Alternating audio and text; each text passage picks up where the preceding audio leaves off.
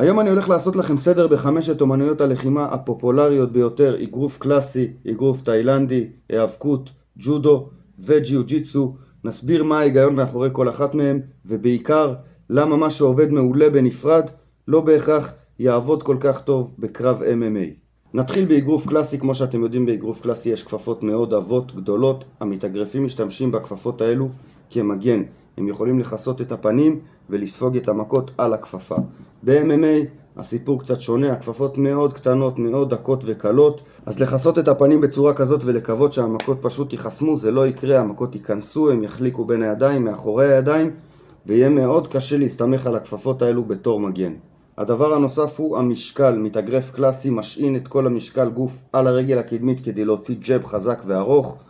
ב-MMA אתה תעשה את זה, הוא ירד לך מתחת ליד, יצלול ויוריד אותך לרצפה, כי כשהמשקל קדימה על הרגל הקדמית אי אפשר להגן על הרגליים. ההבדל הנוסף ואולי הכי חשוב זה תנועות ראש. באגרוף מלמדים להתכופף נמוך כדי להתחמק ממכות. ב-MMA אם תתכופף נמוך מדי אתה תצלול ישר לתוך בעיטה או ברך של היריב. ונעבור למואי טאי, אגרוף תאילנדי. אחת הבעיטות הכי נפוצות באגרוף תאילנדי זה מידל קיק, זה הבעיטה לצלעות, ומוציאים אותה שוב ושוב ושוב. המקסימום שיקרה זה שיחסמו את הבעיטה ואין להם בעיה עם זה. ב-MMA זה סיפור אחר לגמרי. אם אתה מוציא את הבעיטה הזאת יותר מדי, זה עניין של מעט מאוד זמן עד שהיריב יתזמן אותך. הוא יחסום, אבל הוא גם יתפוס לך את הבעיטה והוא יוריד אותך לרצפה. כי ב-MMA אי אפשר לזרוק בעיטות ערומות, צריך להסתיר אותה מאחורי האגרופים, לגרום ליריב להיות עסוק בהגנה על הראש, ורק אז אתה יכול להוציא בעיטות לגוף. דבר נוסף שיש לנו באגרוף תאילנדי זה את העניין של הקלינץ' הגבוה. באגרוף תאילנדי המסורתי יש הרבה עבודה מהקלינץ' הגבוה. אתה רוצה לשלוט בראש של היריב כדי להכניס ברכיות. ב-MMA אסור לעשות קלינץ' כזה. ברגע שאתה שם את שתי הידיים על העורף של היריב, המותניים שלך נשארות חשופות לגמרי והוא פשוט יצלול ויתיח אותך לרצפה. ונעבור לאמנות לחימה הבאה, ברזיליאן ג'יו-ג'יטסו. BJJ, לוחמים בג'יו-ג'יטסו יודעים שהם יכולים לשכב על הגב. זה מקום יחסית בטוח, במיוחד אם אתה תופס את היריב עם שתי הרגליים על הגב שלו, מה שנקרא פול גארד. זה מקום בטוח להיות בו ואפשר לייצר הרבה הכנעות מהפוזיציה הזאת. MMA, שוב סיפור אחר לגמרי. אתה לא רוצה לשכב על הגב, אתה חשוף להרבה סכנות. אגרופים, מרפקים יכולים לנחות לך על הראש, וכמעט תמיד אתה תעדיף לקום ולא להיות בפוזיציה הזאת כשאתה שוכב על הגב.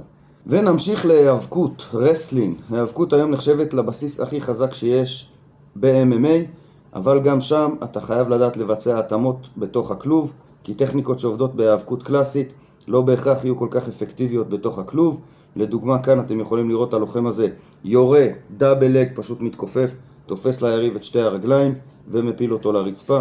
ב-MMA אתה לא יכול פשוט לצלול לרגליים של היריב בלי שום הסוואה של מה שאתה הולך לעשות, בלי תחכום. ברגע שאתה תעשה את זה בצורה צפויה, אתה תתקל במקרה הטוב באפרקאט, במקרה הפחות טוב בברך ישר לתוך הפנים. והגענו לג'ודו. בג'ודו הכל מתחיל ונגמר באחיזה בגי, בבגד הזה. האחיזה מאפשרת לך שליטה כמעט מוחלטת ביריב, אבל ב-MMA הלוחמים הם בלי חולצה, הם מזיעים מאוד, מחליקים, וכל פעם שאתה תנסה לאחוז אותו, פשוט יחליק לך מהידיים כמו סבון. והטכניקות האלה שעובדות מעולה בג'ודו לא יעבדו כל כך טוב בתוך הכלוב. בנוסף לזה שהרבה מההטלות בג'ודו אתה צריך לסובב את הגב ליריב ואז אתה מפיל אותו. ב-MMA זה מאוד מאוד מסוכן לסובב את הגב ליריב, הוא יכול פשוט לנעול עליך עם הרגליים ולחנוק אותך בריר נייקד צ'וק. לבצע טכניקה כזאת בתוך הכלוב זה פשוט לקחת סיכון יותר מדי גבוה. אז חברים, כשאתם רואים אגרוף תאילנדי בכלוב MMA, זה לא בדיוק האגרוף תאילנדי המסורתי שתראו בתאילנד. כשאתם רואים אגרוף קלאסי בתוך הכלוב, לא בדיוק יהיה כמו האגרוף הקלאסי בזירה עם החבלים.